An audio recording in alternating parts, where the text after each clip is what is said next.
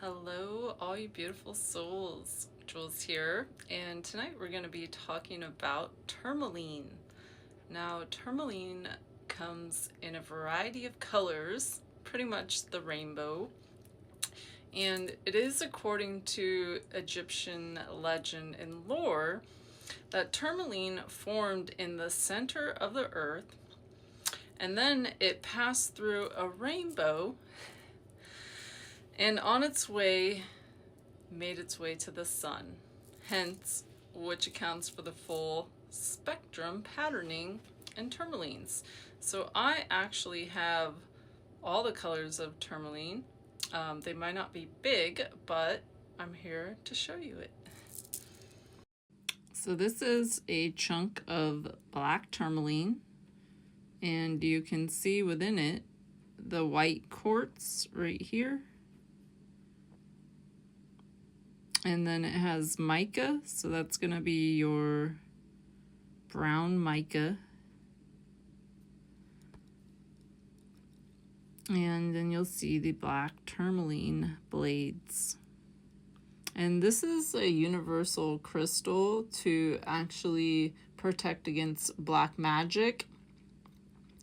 And it does help carry anyone who holds it to a higher level of almost like universal energy, I would say.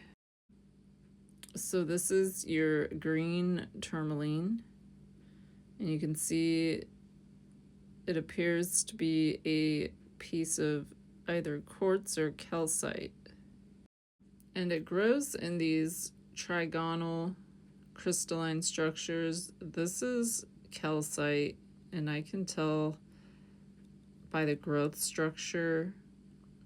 It's also really milky, but this is all green, so it may look black, but if you stick it up to the light, you'll see it's pretty much fully green. Now here's a quite large blade coming out of Pakistan, and though it might appear green under this camera lens, it's not. And it's not with me looking outside of the lens. It's actually Indicolite, or Indicolite, however you would like to say it. It's blue. So this is a really aqua blue, almost like an emerald, and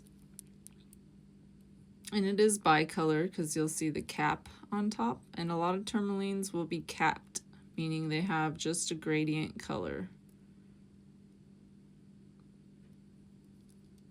Now this is going to be your pink tourmaline and Indicolite. And this is 4.5 carats right here. Really tiny, really gorgeous though. You can see the bicolor Indicolite with the green tourmaline.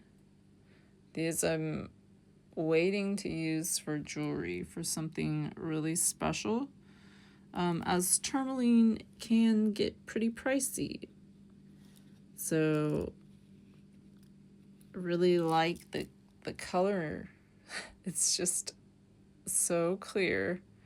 So this is your pink tourmaline. Oh, there's a rainbow. Can you see the rainbow right there? I love it when my crystals have rainbows. Here's the other one. It also has a rainbow.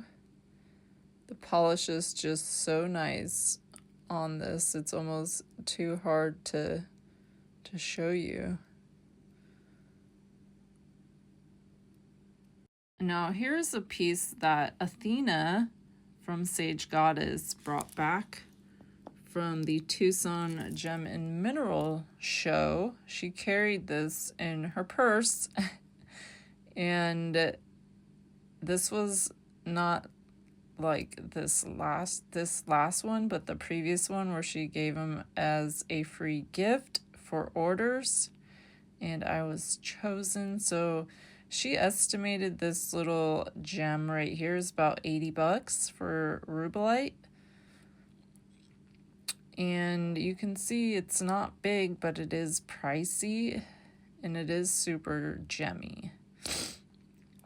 So Rubellite is a heart chakra opener. It is for love, compassion, generosity. Dravite. Now, Dravite is your brown tourmaline, and essentially the Australian and African tribes or tales that tourmaline's power was a seer stone, hence because you could see through it. And I have some smaller green tourmalines I use in jewelries. And I'll just buy them in little lots because you really don't get much for your money. They're just so tiny. And then here is your blue Indicolites. I really was into the blue tourmaline for a while, and I did make some pieces using the blue tourmaline. Some of them have some really nice rainbows. Look at those rainbows.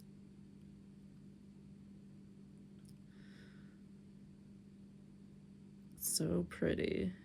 So depending on the color of the tourmaline is usually going to correlate to the chakra. Now, many people carry black tourmaline for protection.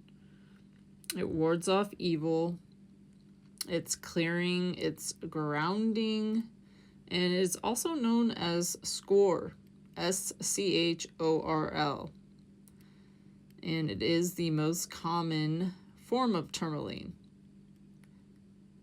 And it is pretty much considered one of the most protective crystals.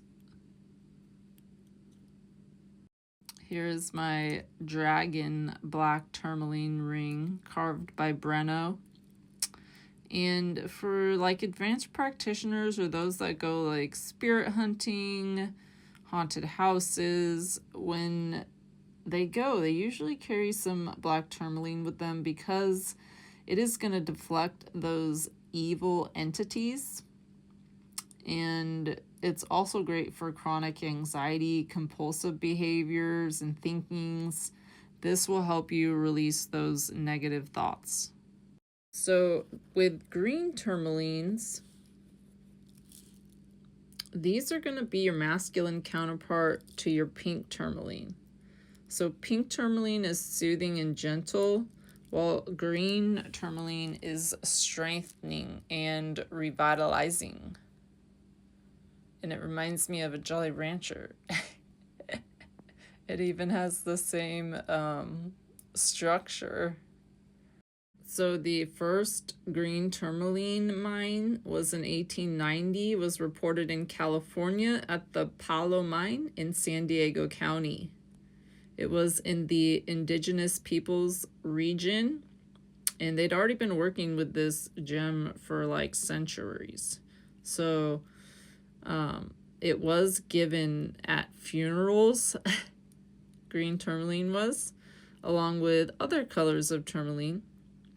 And it also was highly sought after by the Chinese, especially the Empress Dowager Cixi.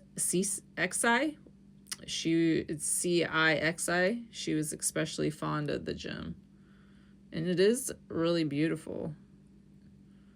I really like the pattern that it grows in. And if you've ever seen wishing tourmaline, it'll have a hole going right through the tourmaline.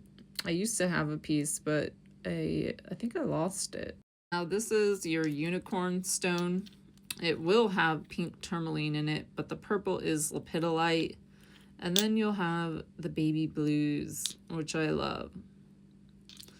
So for the blue, this is alignment, psychic ability, and spiritual awareness. Rubellite is for boundaries, heart healing, and love. And this is your watermelon tourmaline. It's for compassion, heart healing, and love. It was actually first discovered in Maine in 1902 for its vivid pink centers. These are technically called water tourmaline as well. And The Minas Gerais mine puts out some pretty beautiful tourmalines in Brazil. It is actually famous for their high quality watermelon tourmaline specimens. So they have like the deep lush green ones like this one, the pink pattern ones like these. And what creates these different colors is the trace minerals forming, such as manganese and lithiums. That is it for tonight, my loves. Thank you so much for joining me, and stay tuned for tomorrow for another beautiful piece. Much love and light as always, Jules. And if you haven't checked out my new incense I'm making,